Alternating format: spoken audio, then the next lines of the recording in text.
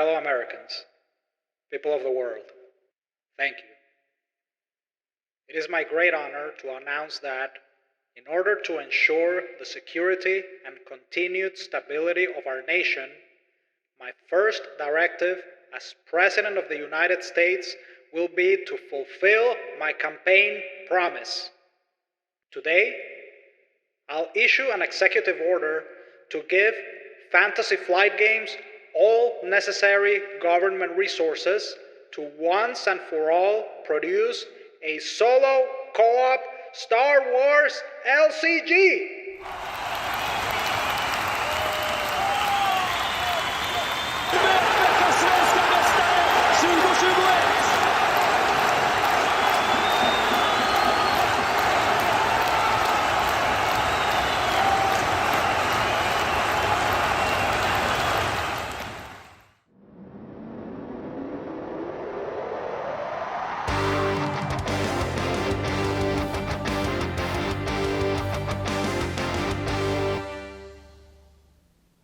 Hello everyone, welcome. I'm Robert, and today I'm going to discuss Mr. President, the American Presidency by GMT Games.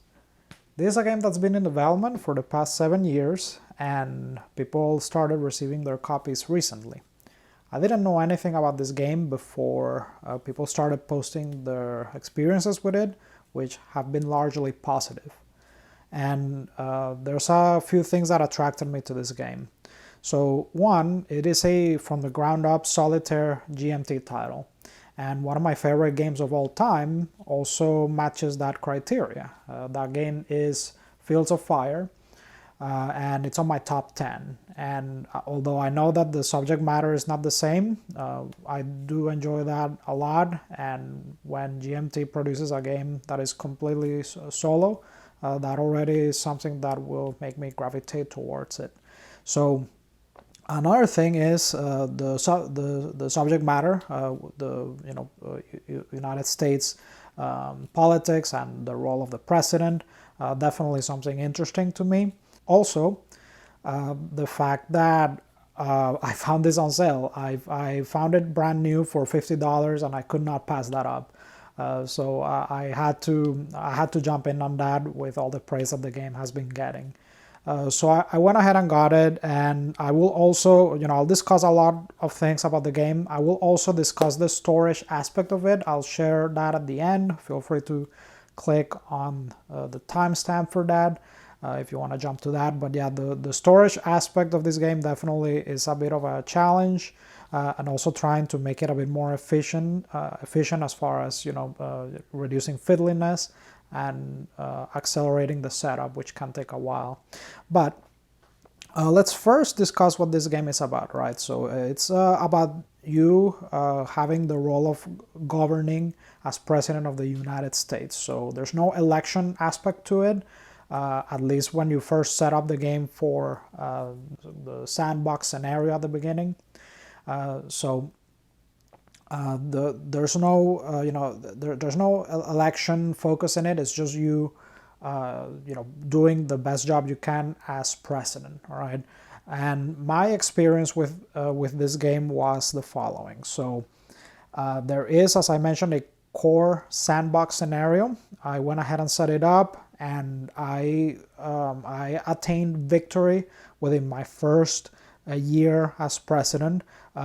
To be fair, I did set up using the easy difficulty setup, which entails making some adjustments with how the board is set up, and also obtaining a -1 die roll modifier. So there's lots of rolling dice in this game, okay?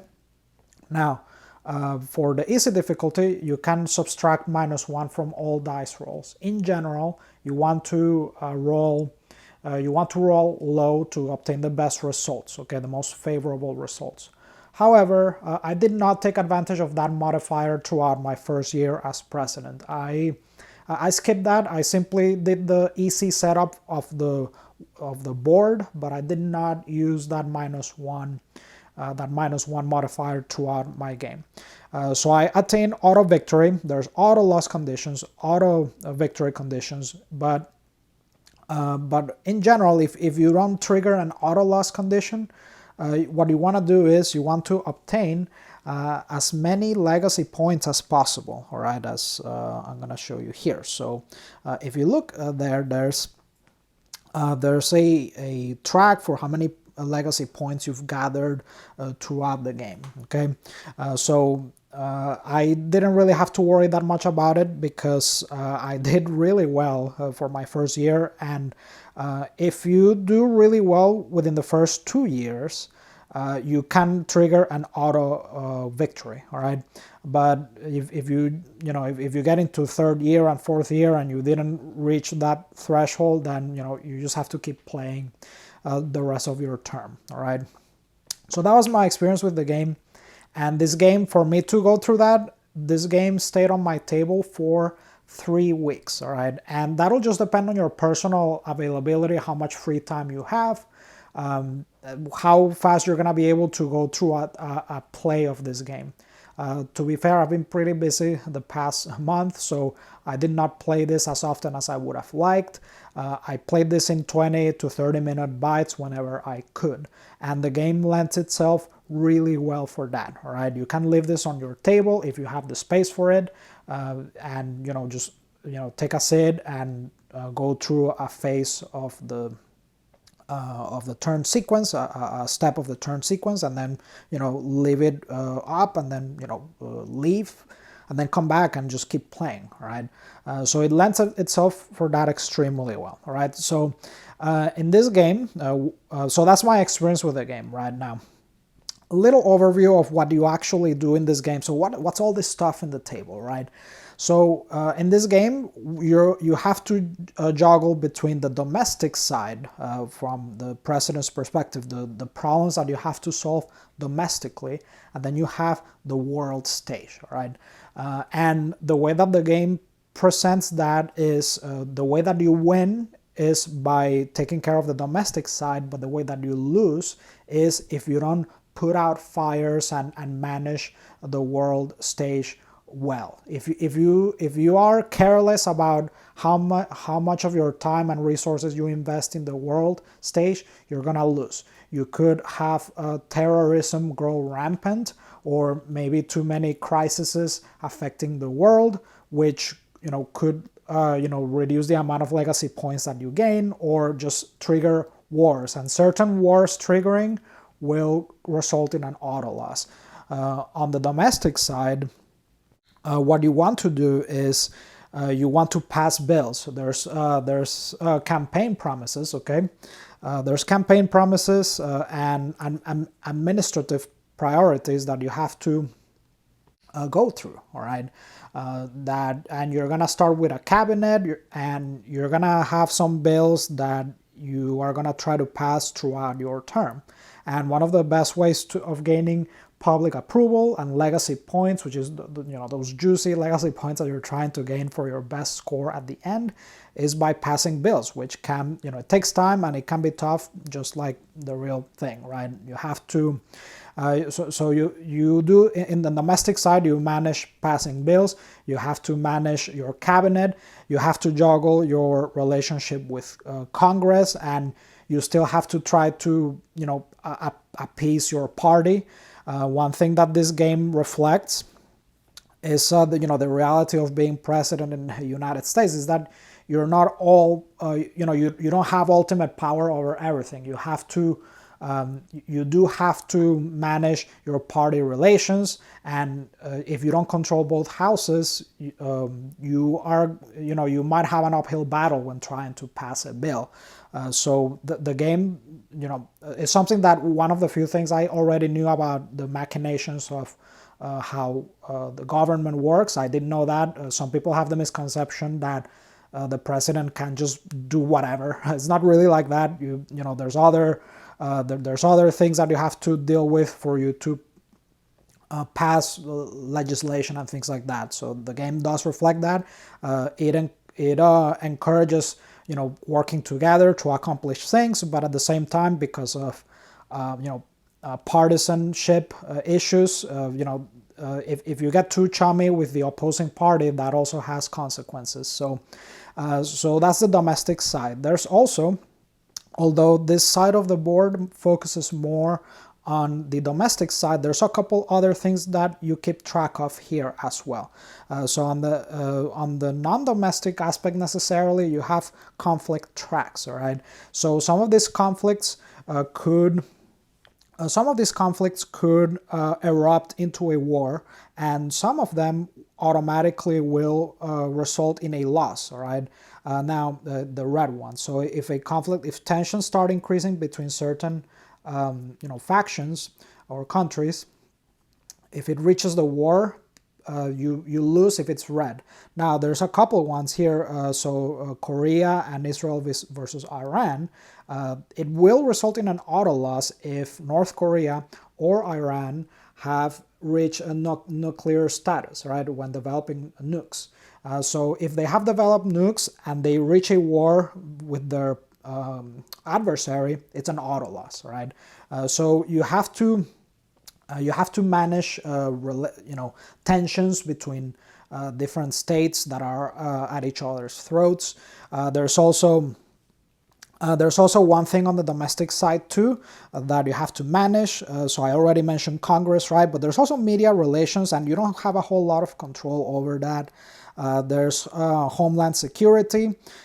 There's world opinion. You don't have a whole lot of control over this. I found, there's going to be event cards, more on that later, that are going to make this shift. And the thing that I was able to manipulate the most as president was the relations with Congress. Everything else, through events and end of turn, at the end of the turn, there's like a cleanup step where you check at the end of the year, basically, where you left the status of the world after all of your actions. And based on that, Homeland Security or the opinion of the U.S. might increase or decrease in your favor, all right? So yeah, that's the domestic side, and let's talk a bit more on the world side, because I gave you a little bit of an overview on that, but let's go into one of these regions, right? So there's 8 regions, some of the most influential ones from a U.S. Geopolitical perspective. They could not include everything because it would have been too much, but these were the ones that they included, as you can see here. And there's also the 2 main adversaries. You have China and Russia, which you have to deal with, and it's they are a big source of tension throughout the game. You have to prevent them from getting too powerful. You can see here on the domestic side that there's a strategic capabilities track where you gauge how powerful a country is on specific areas. So on cyber warfare, which is very important, by the way, you want to be ahead of Russia and China. And there's other aspects. There's strategic recon, strategic missiles and missile defense, space warfare. So throughout the game, who is ahead of the other nation in these specific fields will shift, right? And you have to adapt to that. Obviously, you want to be ahead of them on everything, but that can be a bit tough to manage. Sometimes you have to decide on which of these fields you want to excel. And when you don't, that could have bad consequences for you, okay?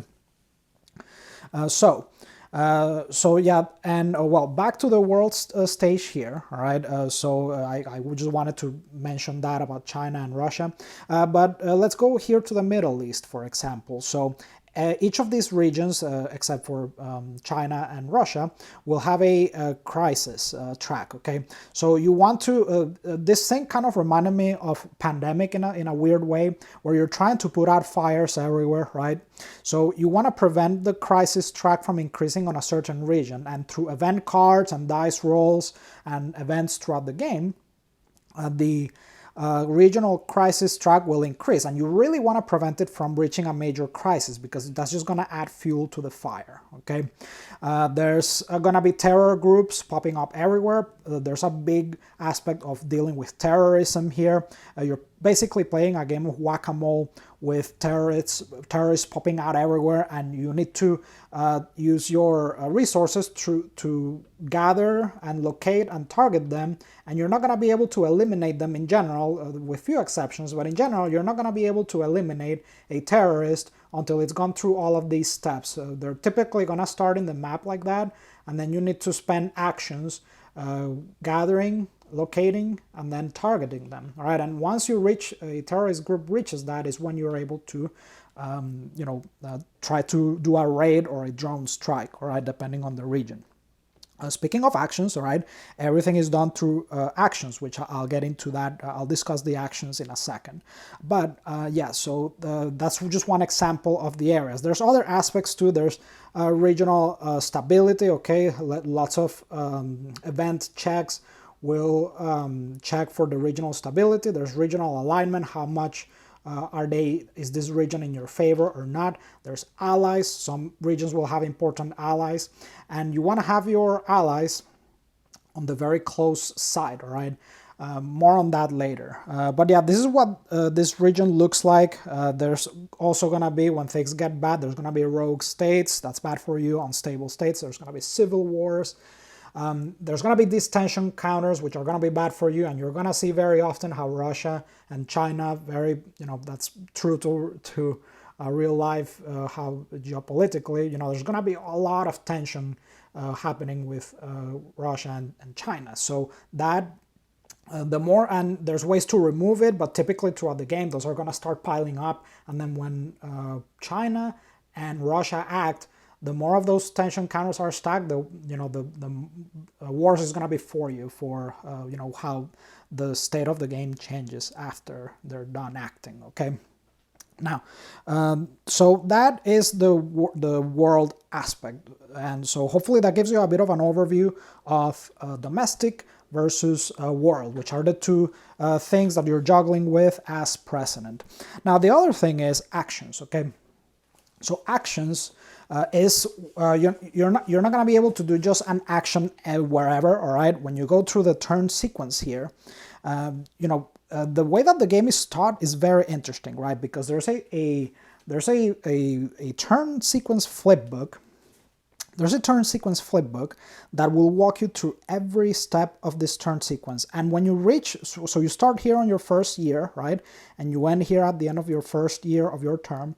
And a lot is going to happen. So in the past 3 weeks when I was here, it took me all of that time, based on my personal availability, that is. But it took me all of that time, playing the game between days, 20 to 30 minute bites. It took me 3 weeks to make it from here to here. Okay. Now, like I said, when I reached auto victory from the sandbox scenario, once I reached end of turn. Okay, at the end of turn, if certain parameters are true, you're gonna achieve an auto victory. The flip book, the turn sequence flip book, is extremely well done. Basically, it'll tell you exactly how to go through the sequence, and it's just step by step. Just flip through it, and it tells you exactly what to do. And when you need to roll on a table, of which the game comes with many, it'll tell you the name of the table and where which of the lookup table booklets to go refer and roll and see what happens. Okay, so it's gonna walk you through this, and at certain steps, okay, so I wanted to talk about actions, right? So at certain steps, for example, here, all right, so here you're gonna have a window where you're able to do actions, and you're gonna have a finite amount of actions that you can do. So there's some free actions, and then there's also action points. So those action points you're gonna be able to use to, for example, remove tensions from Russia and China, or from allies, and things like that. You're gonna be able to do domestic actions that will allow you to pass bills or to improve relations with Congress, improve the effectiveness of your party or of your cabinet, or party relations. So I just want to show you here some of the so these are the four action sheets, all right, the action reference of what you can do. And in certain steps of the turn,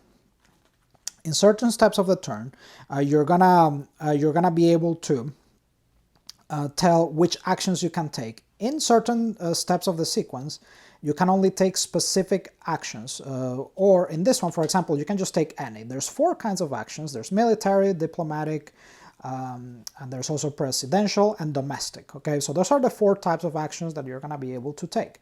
Now, in certain parts of the sequence, for example, here, you can only take diplomatic or military actions. All right, so you have to make the best of them depending on where you're at with with the status of the domestic or world. All right. So yeah, you can't just take an action whenever, and they're precious. You can't just consume all of your actions, because there is a number of actions that you can take. This is the action point token, right? And you can use it here, and it tells you 0 through 9, and you can have there's like you flip it to 10.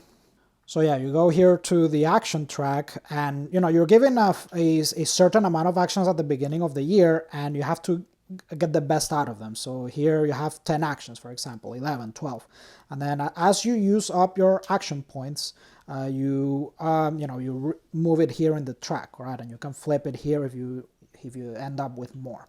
But you have action points, and then you have actions that you're just given that are executed by the president. You also have cabinet members that will give you actions, and they have these values that give you modifier bonuses. Like it subtracts from the dice roll, as I mentioned earlier. You want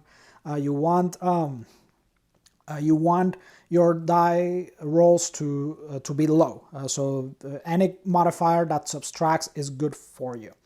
And as far as wrapping my head around, because one of the things that is crucial that might take you a bit to wrap your head around the first time you play this game is the actions, right? Because there's many. So there's, like I said, diplomatic, domestic, military, and presidential. And it's a lot to learn. And the first time during the first couple of activation phases, you might not know which action to pick from. But in my case, by the third activation phase, or three-fourths of my way throughout my first year, I felt that I had a pretty good grasp on what actions I should take as president when I had a action window. I knew how to use them effectively by this part, by the third activation phase. In these first two activation phase, I really wasn't sure what I was doing. I was just like reading through the action, figuring out, okay, I can do this. Let's see, I'll do that action, that one right there. And I just picked an action and just went with it.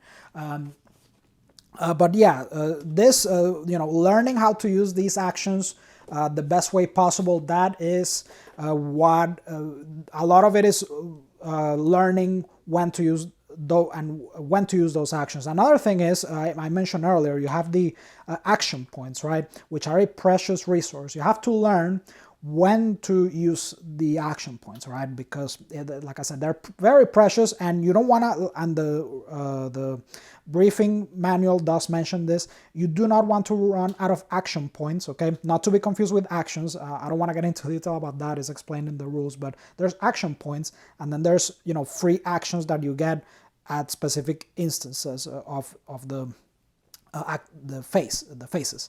So the action points that you're given at the beginning of the year, you do not want to run out of them too early, all right? Because there's not a whole lot of things that happen that give you more actions, okay? So you have to be very careful with when you use those action points, okay? So that's something that you learn as you go, all right? You have to learn when to, you have to juggle on the domestic side. You have to juggle with, your party. Your party and the opposing party, and again, you don't want to get too chummy with the opposing party, because that also can have bad repercussions for you. All right, but you do have to work with them so that you're able to pass bills. So it's like this thing, this balancing act. And now on the world side, you have to you don't want your allies to have any tensions, and you want to keep them very close. They can be in, there's 3 states for allies, statuses. Okay, they can be very close to you, they can be estranged, very close, and then estranged. All right, so you don't want to leave them estranged. You don't want tensions to build up with your allies, because when you go through the phases, there's parts where you can do joint ally actions, and the more actions you have, the better. All right, so when your allies act, you're able to do things to your benefit, or to control try to keep things here under control on the world stage. And you definitely want to make sure that they don't, that they're taken care of at the same time. Okay, but maybe you would want to use those actions to focus on the domestic side. So you're balancing those 2 things. All right. Okay, so that is an overview of the game. I know it is a lot, but there is a lot going on in this game. It's really hard to condense that into just a couple minutes. So that is the idea. You have all of these fires that you have to put out on the world track. Not the world stage, and then you have your domestic side that you need to pay attention to score legacy points and to pass bills, basically. All right, and manage crises in your country. Okay, so that's an overview of the game. Now let's discuss the components and setup. All right, so the game comes with over 500 tokens. Okay, and it also comes with 108 cards. All right, so these are the event cards. There's a bit of a process with how you set it up, but after you're done setting up, you're going to have stacks for each of your 4 years of your term. So you have year 2, year 3, 4, and then this is the first year. So certain event cards, which are known as cascading events, so what they'll do is they might come back and, in later parts of your playthrough, they might come back and reverberate. All right. So what I'm saying is not every event card is like a one and done type thing. Some event cards will have other effects because they are that type of event that are cascading. All right. So they're going to have that's something that you have to worry about. There's some events, for example, that are like a terrorist type event, and that they're like planning and scheming, and they're going to come back and cause more trouble. All right, so that's just an example, but there's other like natural events and things like that where it's going to have other issues later on. And the cascading event pile, it's open information, so you can always see what might potentially affect you later.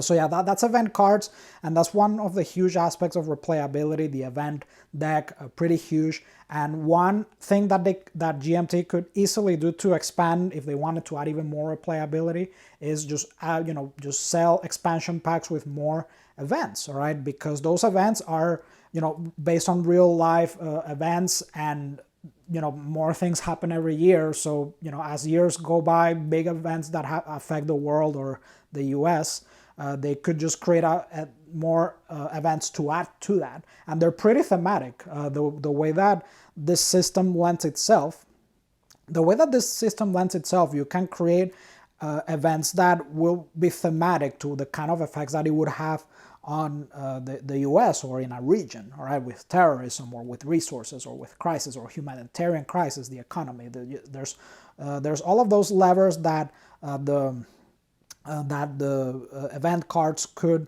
affect. Okay. So over 500 tokens, the event cards, the boards. It's 2 separate boards, and as you can see, it's gigantic. Okay, it is very big. And let me just go ahead and show you what I ended up having to do there. The board was so big that it didn't actually fit on my table, but that works fine. It actually didn't. I don't think that it was at risk at any point of. I don't think it was at risk at any point of like tipping over or anything or flipping, so that's fine. I just attached this table on the right side to extend it a bit, and it was fine. I was kind of concerned that it would not fit, but it did end up fitting, so that's fine. Game also comes with these 2 dice, so dice rolls, most tables will be a d10 roll, all right? Most checks will happen that way when referring to one of the many tables, and some of them are d6 rolls, okay? Sometimes when tracking how many actions you have, the game suggests that you use this d6 to keep track of how many actions you've used in one of those phases where you have X amount of actions available. But I wish they had included a 3rd die for that, because sometimes when you're doing your actions, you might need that d6 specifically to do a roll. So I brought in another die of my own, all right? I recommend that one immediate thing to improve gameplay, just add an extra die so that you can track how many actions you have available, and then when you need to do a roll, you have the other die available, all right? One immediate thing you can do there to improve the experience. Okay, all right, moving on to other components. There's tons of booklets that are included here, right, and reference sheets. So these are the master action reference sheets. As I mentioned, there's presidential, domestic, diplomatic, and military. There's this nice letter that is included when you first open the box. It's your fictional, hypothetical predecessor writing you a nice letter welcoming you. There's a presidential briefing, okay, that it just gives you tips on how to play and examples. And it's important that you read this, all right? There's also a how to play, which instructs on how you, how to set up, like what to do. And the summary, honestly, which is pretty accurate. The way that you start playing 4 simple steps. Select the sandbox core scenario, set up, and that's just like a sentence, but that took like 4 hours. So set up and then go through the flip book of sequence. And then when you need hints on what to play or what to do, you can check the examples of play from the briefing booklet I just mentioned. And then when you need to get into the gritty details of the rules, that's when you check the governing manual, which is over here. Let me show you that. Okay, so here's the governing manual, all right? And yeah, this is the proper rule book that, keep in mind that you don't really, to play this game, you don't have to read this in advance. You can just refer to it when needed. There's a very good index on the back, okay, that you can check. All right, and then you have the turn sequence flip book that I mentioned. I showed it briefly earlier. Well made, spiral bound. Thank you so much. I wish companies did that more often. But yeah, just crucial that they made this spiral bound. It just helps a lot. All right. But yeah, very sturdy, good cardboard quality, very well made. And now the game comes with a whole bunch of reference lookup tables. Right. I think it was 5 in total.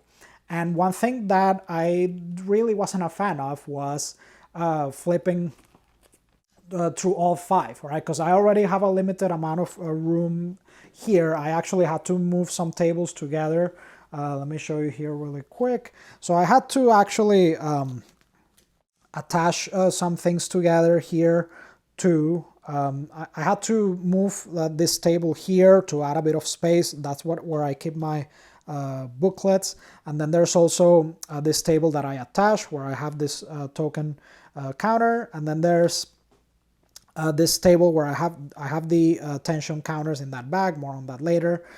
So as the game instructs, there's this area where you need to set up certain tokens. So I have that there. I have that poking out, and then I have all of that back there. So I already, I'm pretty strapped for the amount of room here, and I have some of the other booklets on that table there. But so yeah, I'm pretty already limited to the amount of room that I have, and one thing that was a bit aggravating was like flipping through all the different lookup tables that the game includes. So one thing that helped me immensely, I don't think I would have made it through the entire year, honestly, without doing this, is I went ahead and cut the spine of all the reference charts, and I went ahead and put them together I compiled them here, and I went to a store and had it spiral bound, all right?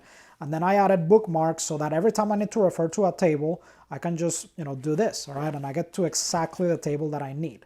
And, I just refer to the bookmark that I added, or the tab, sorry, bookmark, tab. I added all of those tabs, and I get exactly to the lookup table that I need. So those are the components, bunch of booklets, and the lookup tables, and the turn sequence flip book. Now, what do I actually think, right? Because I just had to cover all of that, the components, the overview of the game, what actually happens, some of the mechanics. All right, so what do I actually think? So I have never played one of these big, what is known as big war games. Okay, this gigantic, like, big scale. I've never played a game of this scale. I've played games with like complex game with lots of moving parts, but a game where you have all of these levers, like all of these things going on. I think this is the biggest scale game that I've ever played.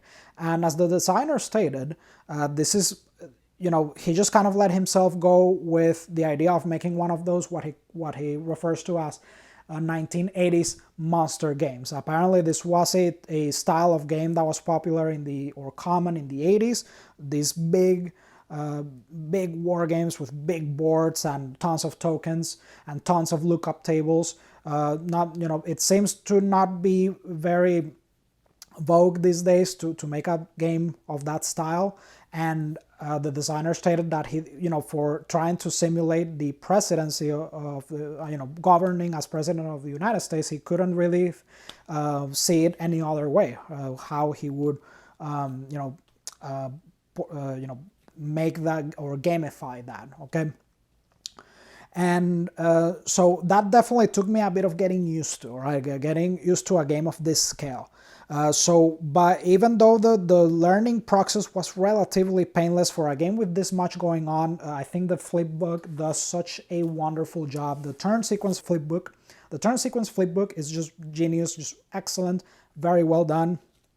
And it explains, there were just a couple details here that I wish they had included, that I had to refer to the rule book or the governing manual, because things that were not specified, but very, very few times. Typically, just going through the flip book and referring to what I needed that was relevant at the moment from the index here, I was able to learn it piecemeal and just really well done. Not a lot of games can get away with that. Some games you just have to read the rule book and just kind of grok the game after playing it a bunch of times and figuring out what you did wrong. Not here, not necessary here. Everything is pretty clear, honestly. So now, that being said, this type of game, the scale, I think it's a great experience. Definitely not for everyone, though. That's the thing. One of the things that makes this experience so great is that it's a living, like the way that this was set up with all of the lookup tables, it's a living, breathing world, all right? The way that it simulates world events and the way that the world develops just by virtue of rolling on a table. It's crazy how like the entities here, the Russian Federation, the People's Republic of China, your allies or the spheres, all of those parts or systems, how everything connects so well. You have the Congress, on the domestic side, Congress, your cabinet, the economy, the media relations, you have the, passing bills, you have the domestic crises, you have these things that you have to deal with here, these systems. There's summits that you do with your adversaries. There's trade agreements that you can make with your allies or just any of these regions. There's actions that you take jointly with allies. it's just crazy the amount of detail in this game. And the decision making, the agency in this game is very interesting. You do feel like you have power as president. You do feel like a president. It's just the great job. That's the goal here. And the events cards, by the way. Speaking of what I like, the event cards. So a lot of these event cards, like I said, based on real life and events, and some of them are good for you, but that's the minority. The majority of the event cards are gonna throw a wrench at you and they're gonna make things worse for you. But very thematic, and when you do get that one event card that makes things better for you, it's just so sweet. Because every time you flip one of those cards, you're just fearing, oh gosh, what's gonna happen now? Where are these terrorists gonna come out now? So every time that you flip a card and it's positive, which didn't happen a whole lot, but when it did, it was sweet. I loved the positive events, all right? The very few that came out.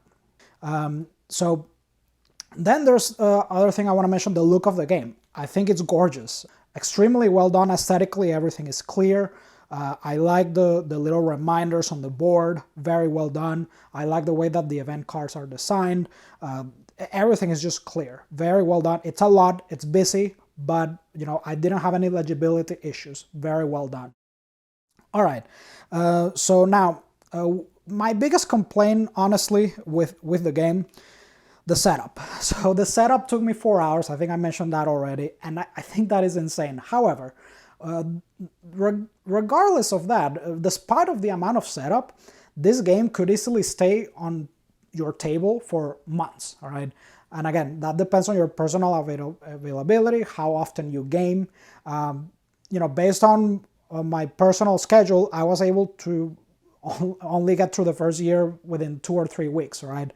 Give or take. I wasn't able to play this every day, and I did it in 20 to 30 minute bites. That'll be based on your personal availability. And I did get an auto victory. I'm not gonna set up another game for this just because this has been on my table for so long, and there are a few other games that I want to play before the year ends, and the time's running out before the year ends already. So if this stays on my table indefinitely, I'm not gonna get those games played. But it's not that I love the game. It's really well made. How long it could take for you to go through a game based on how long it sets up, that could be an issue, all right? The 4 hours of setup, not a lot of people have the the patience for that. It's just what it is. So yeah, the setup aspect can be a deterrent for sure.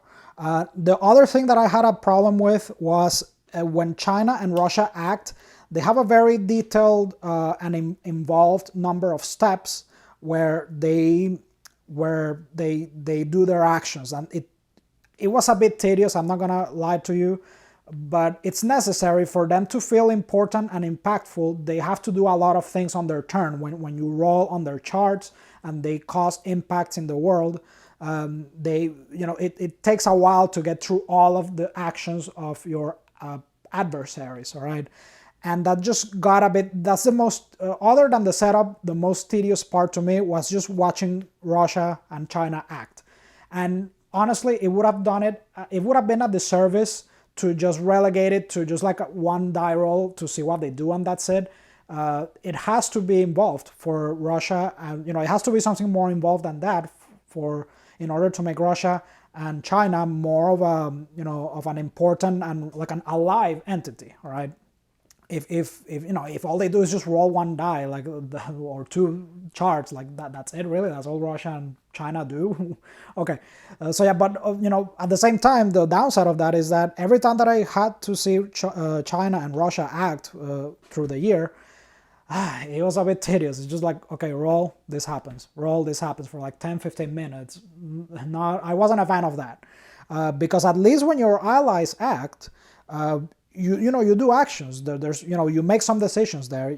Like I said earlier, your allies do joint actions. Okay, when it's their turn to act. You and your allies will do joint actions when it's their turn to act based on how close you are to them. So the closer you are to them, the more actions you're going to get. So that's why you want to keep your allies happy. You want to stay close to them, keep that relationship close so that when they do act, you get more actions. And actions are the biggest currency here. You want to be able to do as much as possible. Clock's ticking, and you want to be able to do as much as possible before your turn ends to get the best score. All right. So yeah, those are my two issues. The setup time and how long it takes, and the part where China and Russia act. Other than that, I think this is an amazing experience. Now, it's not the type of game that I tend to reach for personally, all right? Like I said, I do enjoy the occasional GMT title, especially if it's a from the ground up solo game, but based on how much this takes to set up, I'm gonna have to be in like a very specific mood for me to play this game. But I am happy that I experienced this because I have never experienced a game of this scale.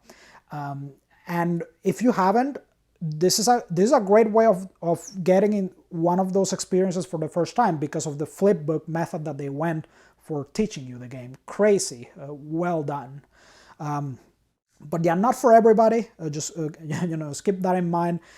If you have like zero interest in American politics, this is gonna be a hard sell. And if you don't, and I know one thing I'll mention, I know a lot of people are saying, this is begging for a digital adaptation.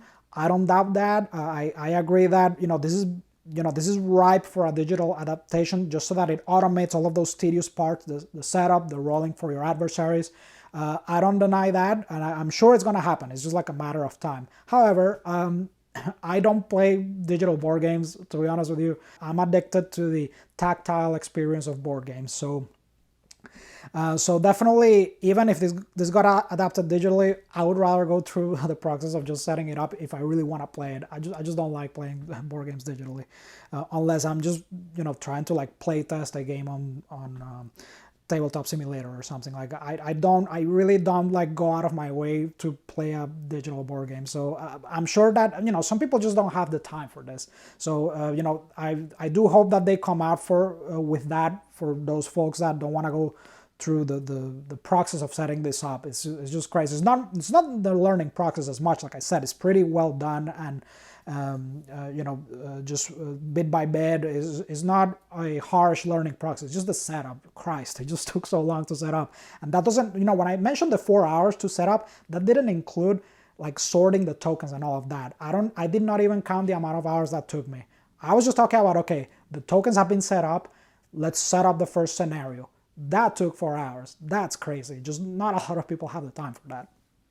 But I'm really happy I had this experience, and the replayability is off the charts. Like the way that the lookup tables work, the different permutations of the different board states that you could face, the different cabinet members that you're gonna get, your presidential attributes, your administrative and public priorities, the event cards. Because when you set up the game, you don't even use the entire event deck. You only use like 100 of the event cards in total.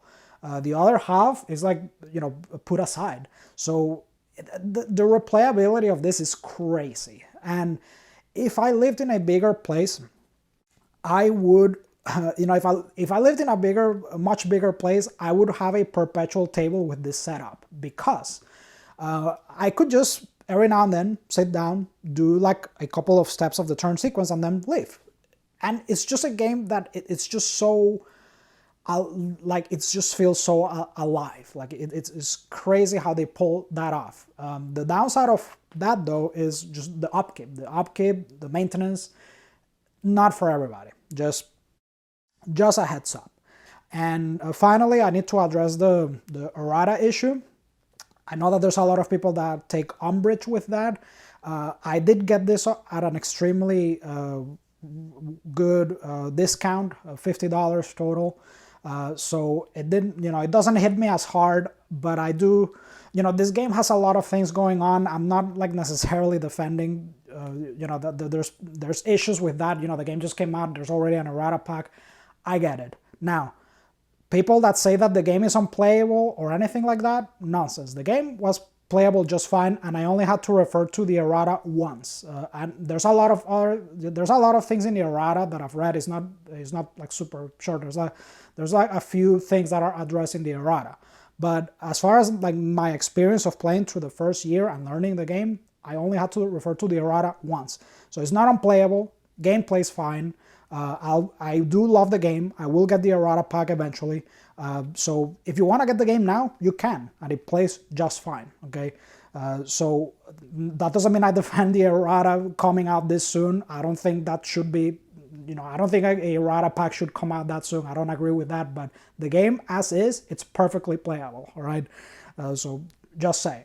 Those are my thoughts on the game, and hopefully that gives you an idea. I know it's a lot to cover, but now I'm gonna break this down because I want to show you how I stored it, but I only have one chance of like talking about this before I break this down and show you how I stored everything and things that I did to improve the setup and reduce the fiddliness and all of that. I'm going to talk about that, but yeah, I needed to first record this.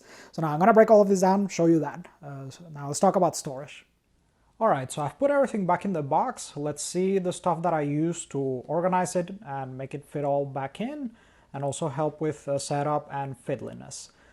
So let's go ahead and open this. So on the top layer here, I have all the cards divided into 5 stacks. They are sleeved. Now the sleeves that I used are these. These are the Game Genic Just Sleeves brand. So it's the soft sleeves version, okay? I do 100% recommend that you use soft sleeves for this. Don't use like premium sleeves because it might make it a bit of a challenge making everything fit back in here. I originally planned to use Ultra Pro soft sleeves, but believe it or not, these are, well, I mean, I ran out of Ultra Pro sleeves, that's what happened, but believe it or not, these are actually flimsier, thinner than Ultra Pro soft sleeves, which I'm kind of glad because I'm okay with this actually being thinner. It helped it fit back in the box, so I would recommend you go with these, all right? But I'm sure you might be able to figure out a puzzle fitting everything back in here, even using the Ultra Pro soft sleeves, even if they're ever so a bit thicker, okay? All right, and I went ahead and separated them. There's 3 event, when you flip this, you can see event, right? So there's 5 type of cards in here. And I divided, the biggest category of card is events, so there's 3 piles here of just events, okay? And these are just card sleeve packaging that I reused. So I just cut off the corner and it creates this pocket, all right? But you can just use sandwich bag. You can just use like sandwich bags or any kind of bag that'll fit a stack of about like 40 to 50 cards, okay? So yeah, I have them divided by category. Like I said, you can check on the corner there, the category.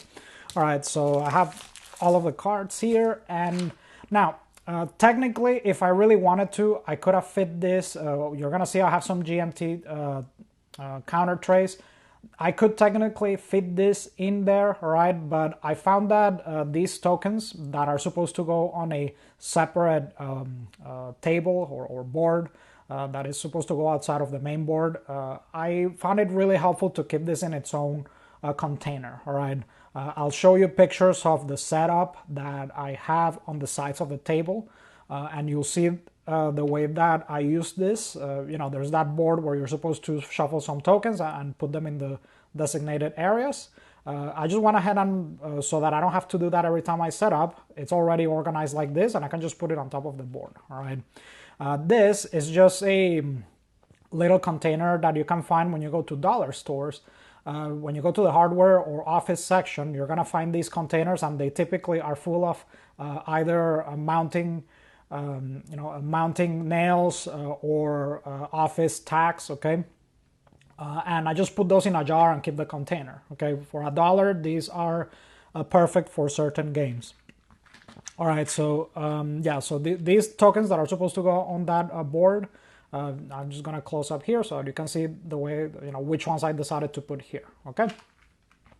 Now this bag is for the tension counter, so this is the biggest amount of tokens that you're supposed to shuffle. And one thing I dislike is shuffling tiny tokens and keeping them face down. I just find that extremely fiddly. No need for that if you just have a opaque bag. Okay, so you can just keep the tension tokens there and you're good to go. All right, no need of shuffling, and I just keep the dice loose here. Okay, so now let's go ahead and check what I have here. So this is the stack of booklets. So you have this, like I said, this doesn't come spiral bound in the game. These are all the charts, the reference charts with the tabs. All right, I went ahead and cut the spine of all the charts and stacked them together and had them spiral bound at a local print shop, all right, for a few dollars. 100% worth it, okay?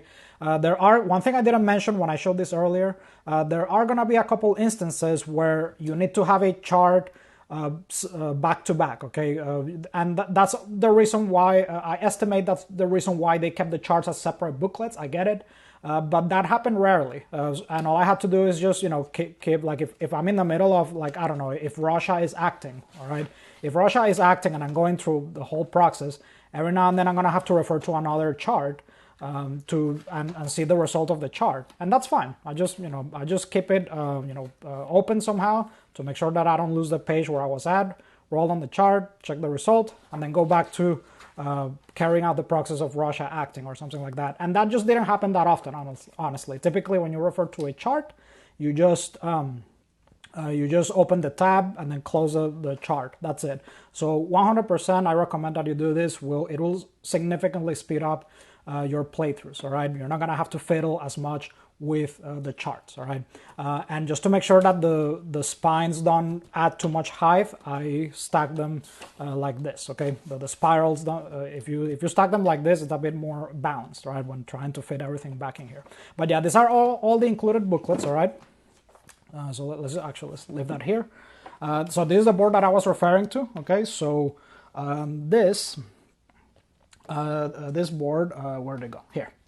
Yeah, so all of that stuff, instead of you having to separate it, you can just put that there and you're good to go. All right, and these, I'll go back to those in a second. Here's where the tension markers go, and I just put that there. You're good to go, like I said. So no shuffling, just within a minute or less, you're gonna set up this part of the board that you need to have somewhere near the main board. All right, so here are the master actions. Okay, and then here's a war board. So because during my playthrough I did not no war erupted at any point, I did not have a need for this. I did have room nearby in case I needed to set up this table, but thankfully, there was no war during my presidency. So thank goodness. All right, so back there, you're gonna see that these bags are starting to show up. All right, so these are the bags that contain the tokens that you're supposed to put in some kind of opaque container, for which I just used these.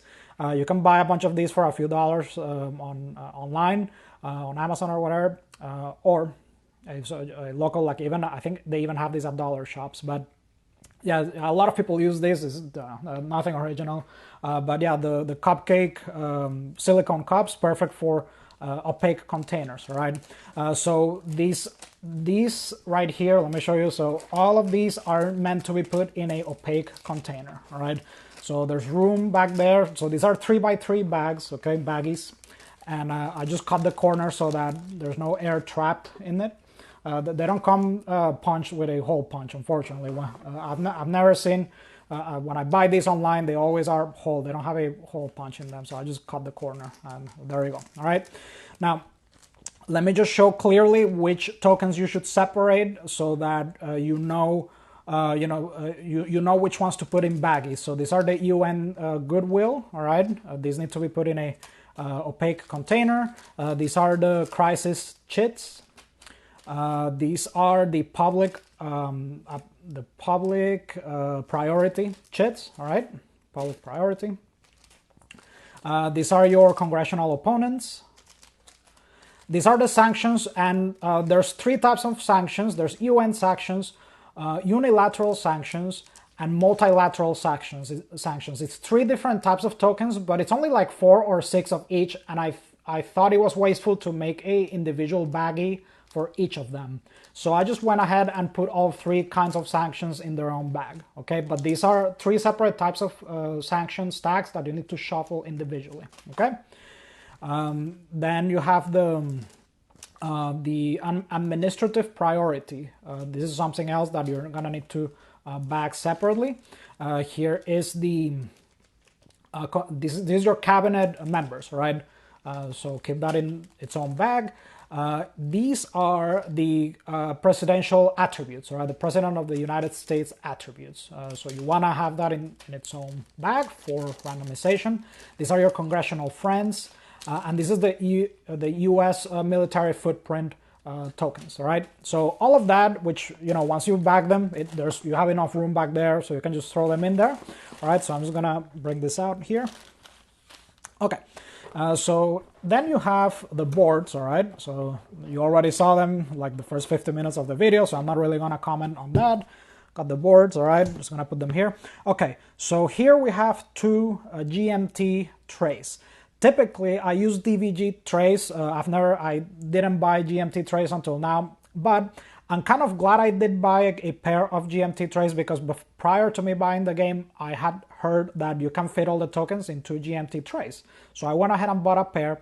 And one thing, I'm glad I bought these and not use DVG trays in this case because, as it happens, GMT trays are they're shorter, all right? They're shorter, and that worked out perfect because as you saw when I opened the box, everything fit perfectly at the top. So I really didn't have a whole lot more room height-wise, all right? So GMT trays are the way to go for this one because they're a bit shorter, all right? Now, the way that I organize this, all right, I'm gonna talk about this now. So there's 2 categories, all right? There's 2 trays. This, what you see here, look closely, this is when you set up the sandbox scenario. I can't speak to the other scenarios because they might have different parameters, but when you're done setting up the sandbox scenario, this tray should be empty, all right? So that way you don't have to deal with 2 trays next to you if you have limited space. This can just go back to the box when you're done setting up, okay? And you'll have the tray next to you of situational tokens, all right? But all of this for the sandbox scenario in easy mode, at least, this should be completely empty when you're done. And the way that I organize them, it's based on how the map looks. So on the left side here, for the majority, for the most part, all of these tokens you see here are organized according to where they go in the map. So on the top left corner, for example, near the top left corner of the domestic map, you need to put the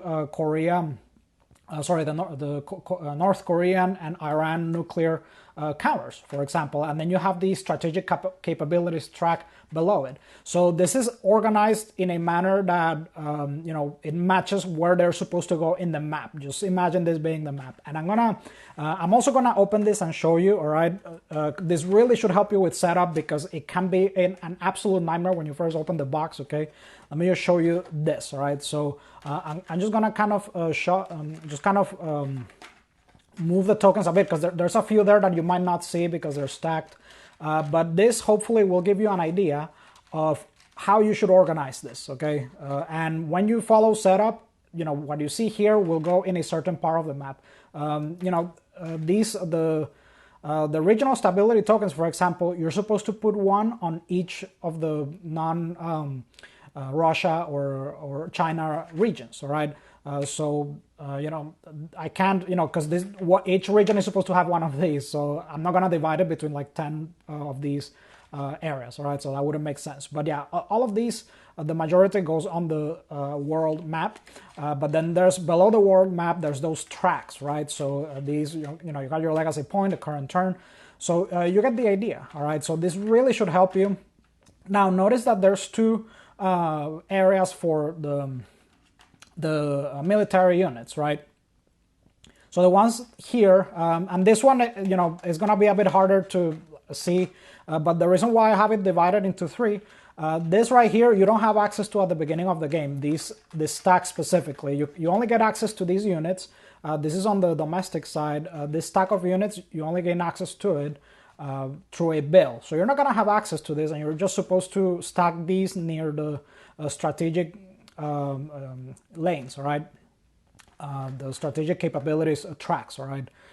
So these two are supposed to be scattered all around the world, all right? When you set up, it'll tell you specifically from these two piles. And, basically all the military units, you're just going to have to kind of put them all in a ball and organize them according to instructions, all right? There really isn't some kind of, there really isn't a whole, like a harmonious way of organizing this, honestly. So yeah, just when you first set up, just take all the military units, put them in a ball, and just as you're instructed, draw from the grab them from the ball or whatever.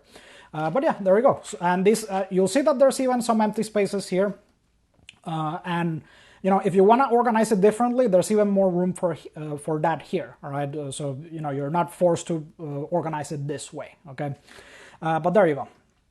So this is the setup token tray, all right? By the time you're done setting up, that should be empty, and you can put it back in the box. And then you have, these are the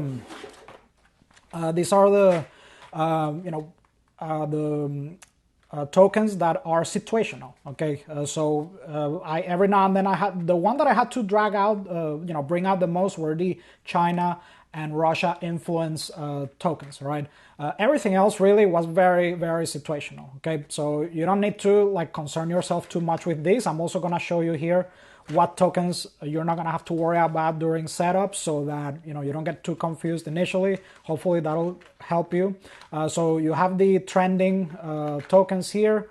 You have the countries here at war, and let me just show you the various tokens here. And I put there's the economy improving, conflict status. All right, so just showing you there. Okay, the summit tokens. So these are like the miscellaneous Russia and China tokens. These two are influence tokens, or chits, and then these are rogue state wars. These are modifiers for allies and enemies. Type of conflict, and then these number tokens, right? And then you have the rogue states here, okay? And a couple, there's a couple tokens where I mix them with others, but especially if they have very different colors, it helps them tell them apart when they share a space, right? So I recommend to get the best out of these type of tray organizers, you can combine tokens if they look very different from each other, all right? So that way you get the best out of it. Okay, so yeah, there we go. That's those are the situational tokens, all right, that you're gonna put on the side, all right. And that's how I organize the game. And one thing couple last thoughts here. So one thing that I heavily mentioned was the setup time being a pain, at least the first time.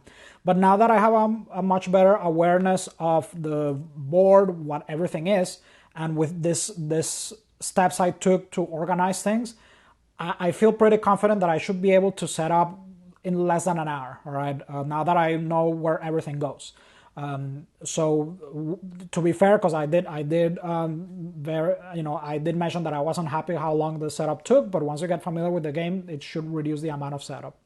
And lastly, one thing I didn't mention earlier, and I think it needs to be said, even if this game isn't for you, it's a long game with lots of setup and upkeep.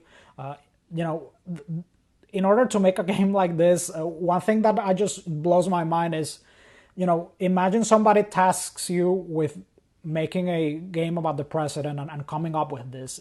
You have only very few people are qualified to have the knowledge of world events and being being extremely knowledgeable of U.S. politics and the machinations behind how politics and DC works, partisanship.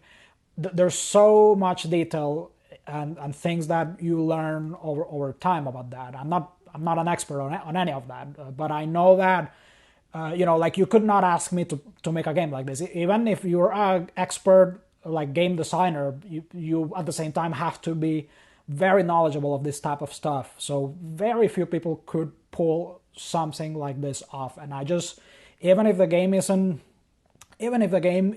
for you, like subject wise, or if the mechanics of it don't really pick your interest. I just have to applaud the monumental task that this must have been. This just it blows my mind, folks. Like how, like, just if somebody asked me to make a game like this, I would not even know where to start. All right, so it's kind of nuts that this, they pulled it off and it came out being as good as it is. All right, so kudos to the designer for accomplishing this. It's just it's incredible. But all right, so yeah, that's all I wanted to say about the game. Hopefully this gives you an idea of whether the game is for you or not. Hopefully the overview helped you, and hopefully the storage aspect that I discussed will help you with the setup and sort the tokens in a way that makes sense. But I want to thank you so much for accompanying me in this crazy hour-long session talking about this game. I want to thank you so much for watching. Make sure to like and subscribe, and see you in the next one.